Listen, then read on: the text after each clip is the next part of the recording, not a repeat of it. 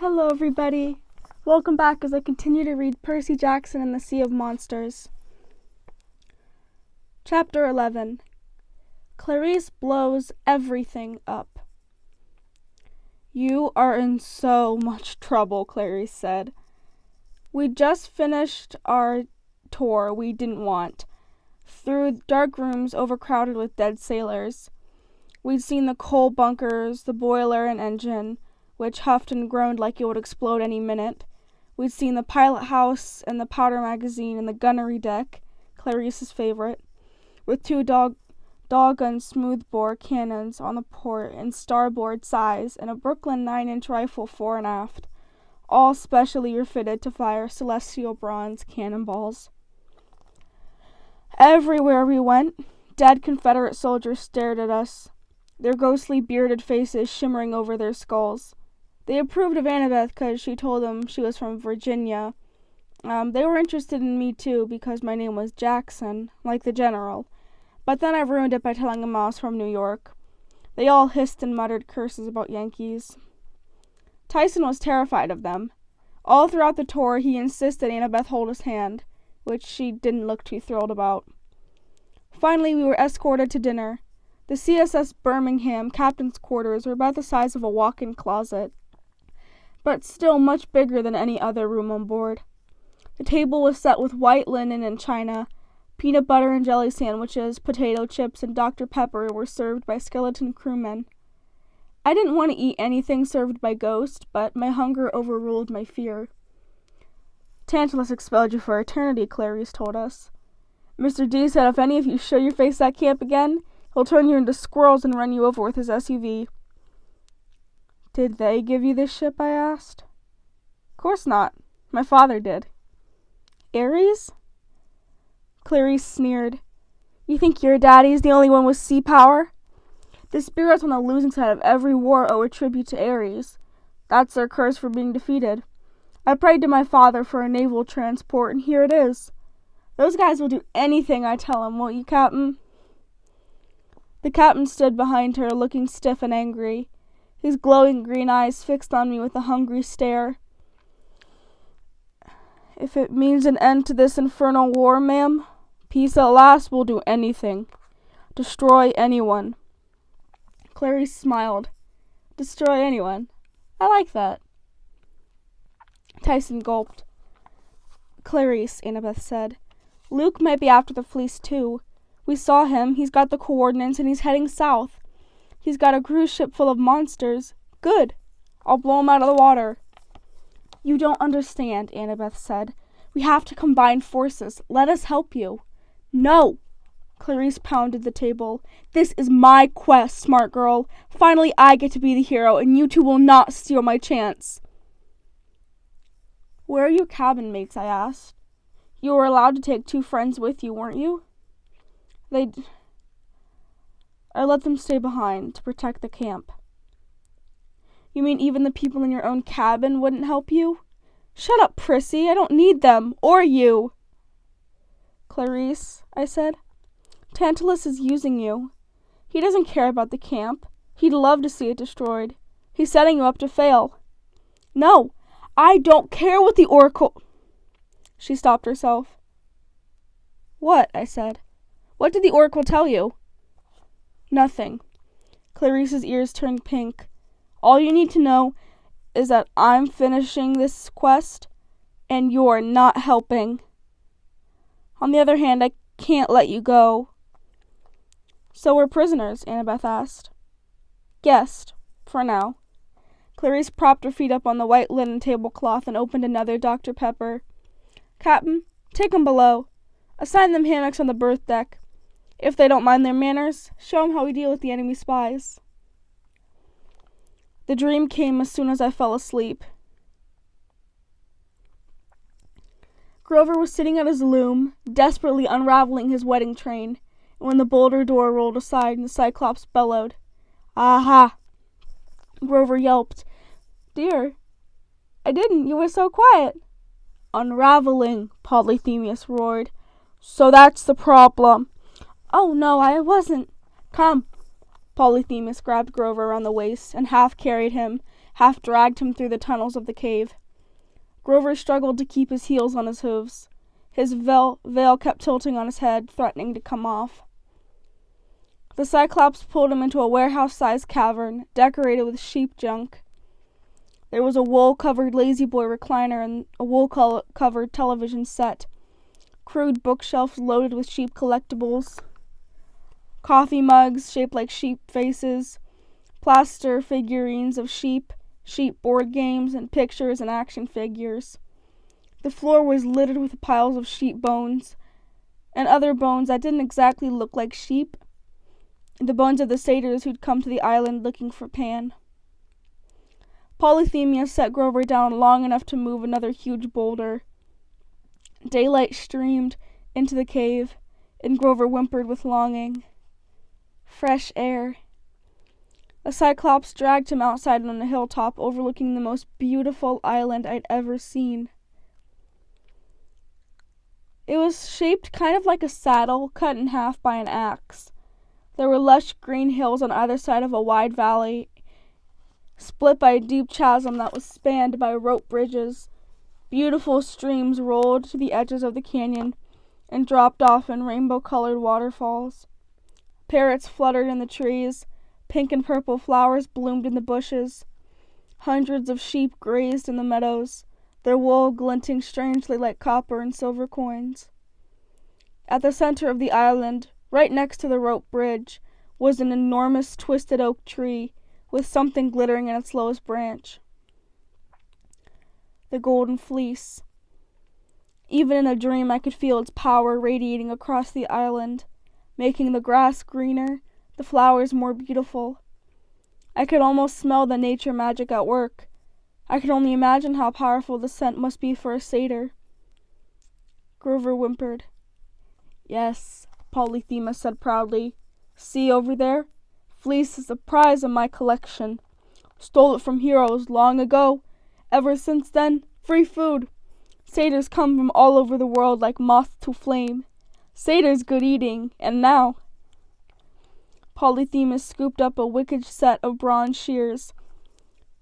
Grover yelped, and Polyphemus just picked up the nearest sheep like it was a stuffed animal and shaved off its wool. He handed a fluffy mass of it to Grover. Put that on spinning wheel, he said proudly. Magic cannot be unraveled. Oh, well. Poor honey pie, Polyphemus grinned. Bad weaver, not to worry, the thread will solve problem. Finish wedding train by tomorrow. Isn't that thoughtful of you? But dear, Grover gulped, what if someone were to attack this island? Grover looked straight at me, and I knew he was asking for my benefit. What would keep them from marching right up here to your cave? Wifey's scared. So cute. Not to worry. Polyphemus has state-of-the-art security system. Have to go through my pets. Pets? Grover looked across the island, but there was nothing to see except sheep grazing peacefully in the meadows. And then, Polyphemus growled, they will have to get through me. He pounded his fist against the nearest rock, which cracked it and split it in half. Now come on, he shouted. Back to the cave. Grover looked about ready to cry. So close to freedom, but so hopelessly far. Tears welled in his eyes as the boulder door rolled shut, sealing him once again in the stinky, torch-lit dankness of a Cyclops cave. I woke to alarm bells ringing through the ship. The captain's gravelly voice. All hands on deck! Find Lady Clarice! Where is that girl? Then his ghostly face appeared above me. Get up, Yankee. Your friends are already above. We're approaching the entrance. The entrance to what? He gave me a skeletal smile. The Sea of Monsters, of course. I stuffed my few belongings that had survived the Hydra into a sailor's canvas knapsack and slung it over my shoulder. I had a sneaking suspicion that one way or another I would not be spending another night aboard the CSS Birmingham. I was on my way upstairs when something made me freeze. A presence nearby, something familiar and unpleasant. For no particular reason, I felt like picking a fight. I wanted to punch a dead Confederate. The last time I'd felt that kind of anger. Instead of going up, I crept to the edge of the ventilation gate and peered down into boiler deck. Clarice was standing right below me, talking to an image that shimmered in the steam of the boilers. A muscular man in black leather biker clothes and a military haircut, red-tinted sunglasses, and a knife strapped to his side. My fist clenched. It was my least favorite Olympian, Ares, the god of war. "I don't want excuses, little girl," he growled. "Yes, father," Clarice mumbled. "You don't want to see me mad, do you?" "No, father." "No, father," Ares mimicked. "You're pathetic. I should have let one of my sons take this quest." "I'll succeed," Clarice promised, her voice trembling. "I'll make you proud." "You'd better," he warned. "You asked me for this quest, girl. If you let that slimeball Jackson kid steal it from you—" "But the oracle said—" "I don't care what it said," Ares bellowed with such force that his image shimmered. "You will succeed, and if you don't—" He raised his fist. Even though he was only a figure in the steam, Clarice flinched. "Do we understand each other?" Ares growled. The alarm bells rang again. I heard voices coming towards me, officers yelling orders to ready the cannons. I crept back from the ventilation gate and made my way upstairs to join Annabeth and Tyson on the spar deck. "What's wrong?" Annabeth asked me. "Another dream?" I nodded, but I didn't say anything. I didn't know what to think about what I'd seen downstairs. It bothered me about as much as that dream about Grover. Clarice came up the stairs right after me. I tried not to look at her. She grabbed a pair of bronze binoculars from a zombie officer and peered towards the horizon. "At last. Captain, full steam ahead." I looked in the same direction as she was, but I couldn't see much. The sky was overcast, the air was hazy and humid, like steam from an iron. If I squinted real hard, I could just make out a couple of dark fuzzy splotches in the distance. My nautical senses told me we were somewhere off the coast of northern Florida, so we'd come a long way overnight, farther than any mortal ship should have been able to travel. The engine groaned as we increased speed. Tyson muttered nervously. "Too much strain on the pistons. Not meant for deep water." I wasn't sure how he knew that, but it made me nervous. After a few more minutes, the dark splotches ahead of us came into focus. To the north, a huge mass of rocks rose out of the sea, an island with cliffs at least 100 feet tall. About half a mile south of that, the other patch of darkness was the storm brewing. The sky and the sea boiled together in a roaring mass. "Hurricane?" Annabeth asked. "No," Clarice said. "Charybdis." Annabeth paled. "Are you crazy?" "Only way into the Sea of Monsters, straight between Charybdis and her sister Scylla." Clarice pointed to the top of the cliffs, and I got the feeling something lived up there that I did not want to meet. Clarice, What do you mean that's the only way?" I asked. "The sea is wide open, just sail around them." Clarice rolled her eyes. "Don't you know anything? If I tried to sail around them, we'd just appear in my path again. If you want to get through the Sea of Monsters, you have to sail through them." "What about the clashing rocks?" Annabeth said. "That's another gateway. Jason used it."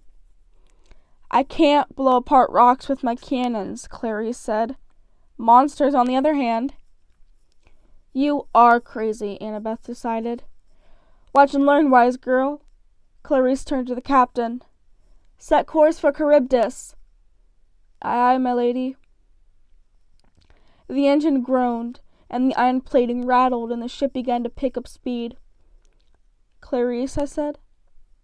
"Charybdis sucks up the sea, isn't that the story?" "And spits it back out again, yeah." "What about Scylla?" She lives in a cave up those cliffs. If we get too close, her hands will come down and start plucking the sailors off the ship. Choose Scylla then. I said, if everyone goes below deck, we can chug right past. No, Clarice insisted. If Scylla doesn't get her easy meat, she might pick up the whole ship. Besides, she's too high to make a good target. My cannons can't shoot straight up. Charybdis just sits there in the center of her whirlwind. We're going to steam right toward her, train our guns on her, and blow her to Tartarus. She said it with such relish I almost wanted to believe her. The engine hummed. The boilers were heating up so much I could feel the deck getting warm beneath my feet. The smokestacks bellowed. The red Ares flag whipped in the wind. As we got closer to the monster, the sound of Charybdis got louder and louder, a horrible wet roar like the galaxy's biggest toilet being flushed. Every time Charybdis inhaled, the ship shuddered and lurched forward, and every time she exhaled, we rose in the water and we were pushed by 10-foot waves. I tried to time the whirlpool. As near as I could figure, it took Charybdis about 3 minutes to suck up and destroy anything within a half-a-mile radius. To avoid her, we would have to skirt right next to Scylla's cliff, and as bad as Scylla might be, those cliffs were looking awfully good to me. Undead sailors calmly went about their business on the spar deck.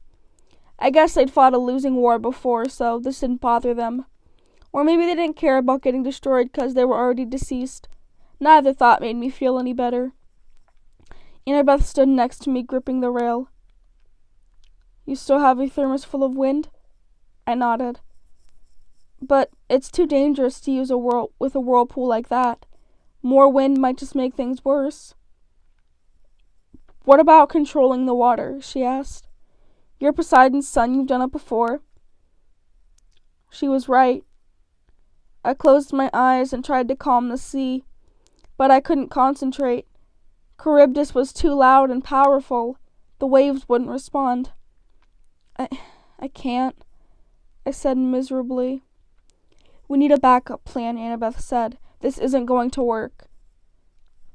Annabeth is right, Tyson said. Engine's no good. What do you mean? She asked. Pressure. Pistons need fixing. Before he could explain, the cosmic toilet flushed with a mighty roar. The ship lurched forward and I was thrown into the deck. We were in the whirlpool. Full reverse! Clarice screamed above the noise. The sea churned around us, waves crashing over the deck. The iron plating was so hot it steamed. Get us within firing range! Make ready starboard cannons! Dead Confederates rushed back and forth, the propeller grinding into reverse, slowing the ship, but we kept sliding towards the center of the vortex. A zombie sailor burst out of the hold and ran to Clarice. His gray uniform was smoking. His beard was on fire. Boiler room's overheating, ma'am. She's gonna blow. We'll get down there and fix it. Can't, the sailor yelled. We're vaporizing in heat. Clarice pounded on the side of the casemate. I need a few more minutes, just enough to get in range. We're going too fast, the captain said. Prepare yourself for death. No, Tyson bellowed. I can fix it. Clarice looked at him incredulously. You? He's a Cyclops, Annabeth said. He's immune to fire and he knows mechanics.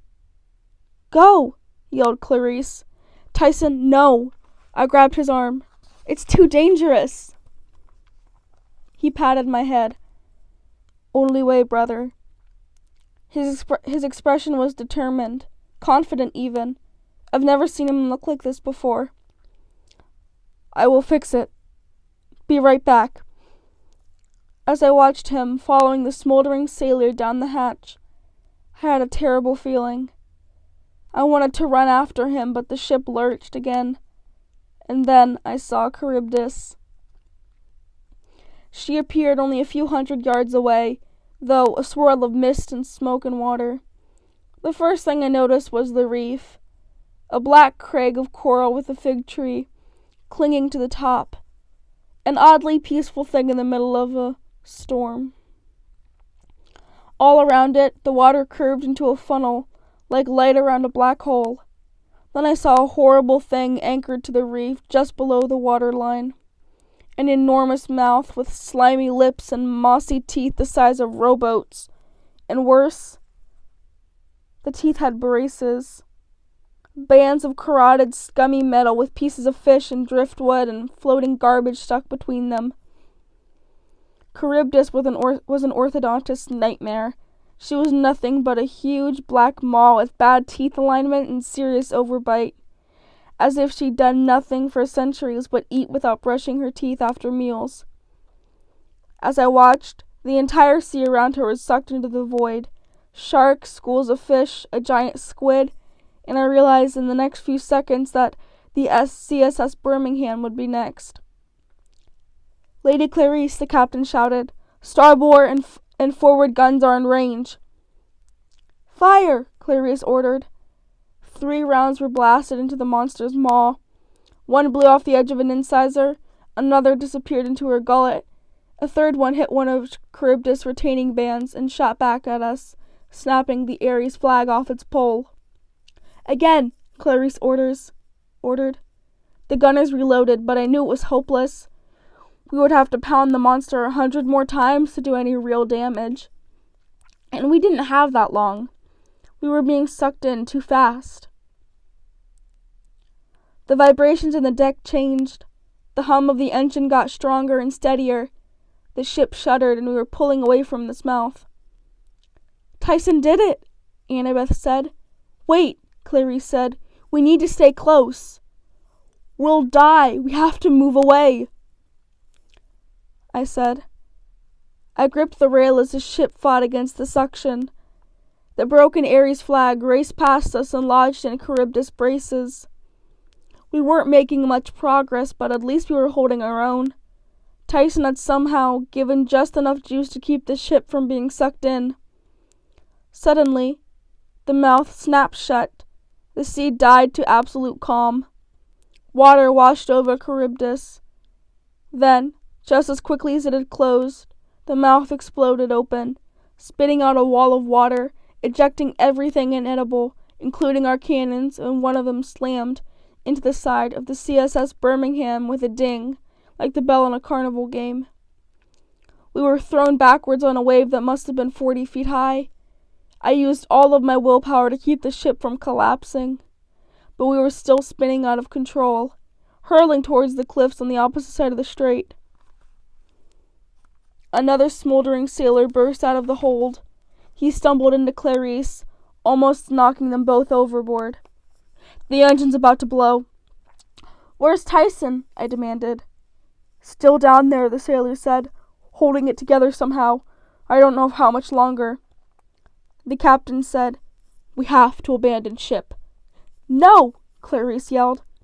"We have no choice, milady. The hull's already cracking apart. She can't—" He never even finished his sentence. Quick as lightning, something brown and green shot from the sky, snatched up the captain and lifted him away. All that was left were his leather boots.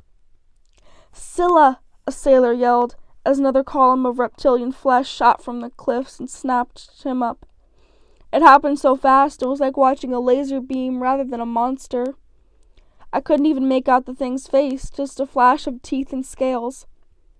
I uncapped Riptide and tried to swipe as the monster carried off another deckhand, but I was too slow.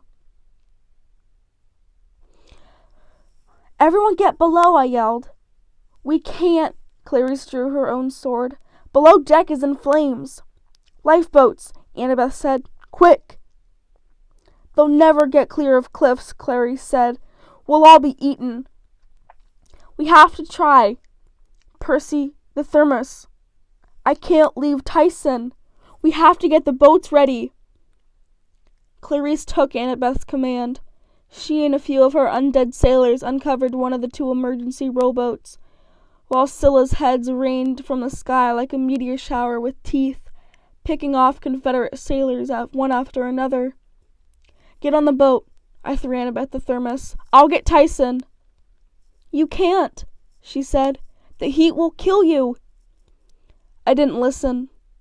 I ran for the boiler room hatch, when suddenly my feet weren't touching the deck anymore. I was flying straight up, the wind whistling in my ears, the side of the cliff only inches from my face. Scylla had somehow caught me by the knapsack and was lifting me towards her lair. Without thinking, I swung my sword behind me and managed to jab the thing in her beady yellow eye. She grunted and dropped me. The fall would have been bad enough, considering I was 100 feet in the air. But as I fell, the CSS Birmingham exploded below me. Kaboom. The engine room blew, sending chunks of ironclad flying in either direction, like a set of fiery wings. "Tyson!" I yelled. The lifeboat had managed to get away from the ship, but not very far. Flaming wreckage was raining down. Clarice and Annabeth would either be smashed or burned or pulled to the bottom by force of the sinking hull. And that was thinking optimistically, assuming they got away from Scylla. Then I heard a different kind of explosion. The sound of Herbie's magical thermos being opened a little too far. White sheets of wind blasted in every direction, scattering the lifeboats, lifting me out of my free fall and propelling me across the ocean. I couldn't see anything. I spun in the air and got clunked on the head by something hard and hit the water with a crash that would have broken every bone in my body if I hadn't been the son of the sea god. The last thing I remember was sinking in a burning sea, knowing that Tyson was gone forever, and wishing I were able to drown. End of today's video. Thank you so much for joining me.